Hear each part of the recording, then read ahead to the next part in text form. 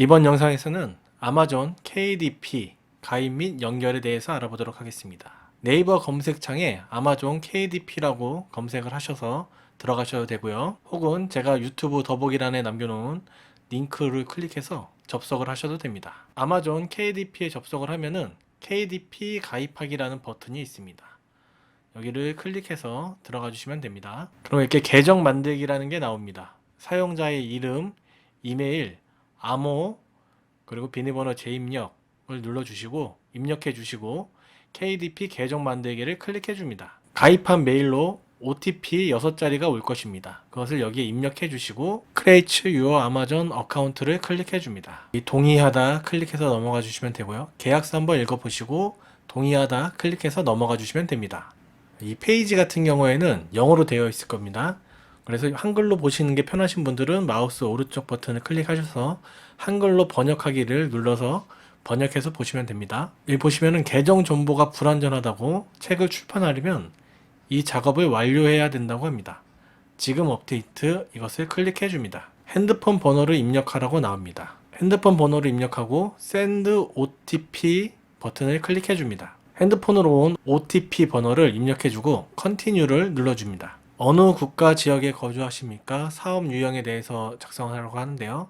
저는 개인이기 때문에 개인의 클릭, 그리고 생년월일을 작성해주고 국가 또는 지역을 선택을 해줍니다. 저는 한국을 선택했습니다. 그리고 여기 세이브라고 있는 버튼을 눌러서 넘어가 주시면 됩니다. 국가 또는 지역을 다시 적는 게 나오고 이름을 적는 게 나오고 주소란, 도시, 시도지역, 우편번호, 전화번호를 적는 칸이 나옵니다.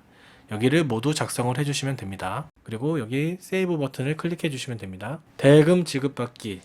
전자 로열티 지급을 받으려면 은행 정보를 제공하십시오. 수익금 지급받기에 대해 자세히 알아보세요. 일단 페이오니아를 선택할 거기 때문에 미국이라고 작성을 하고 세이브 버튼을 눌러서 넘어가 주시면 됩니다. 대금 지급받기, 은행에 대해 알려주세요. 은행은 어디에 있습니까? 미국. 예금주 이름은 본인의 이름을 작성해 주시면 되고요. 계정 유형은 지금 한글로는 확인이라고 되어 있는데 저는 뭐 사업이라든지 전자책 판매라든지 뭐 이런 쪽으로 클릭을 해줬던 것 같습니다.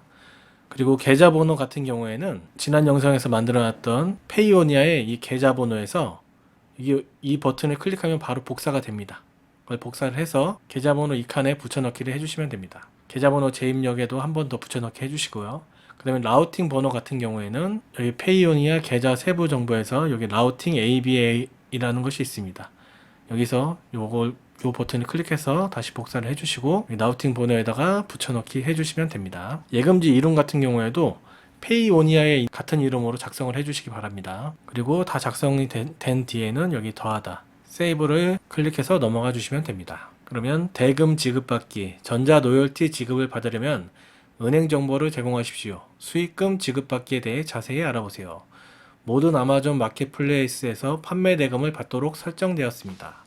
아마존의 모든 마켓플레이스에서 이루어진 고객 거래는 아래 결제 상세 내용에 따라 USD로 지급됩니다. 은행 계좌로 결제하는데 문제가 있는 경우 이메일로 알려드립니다.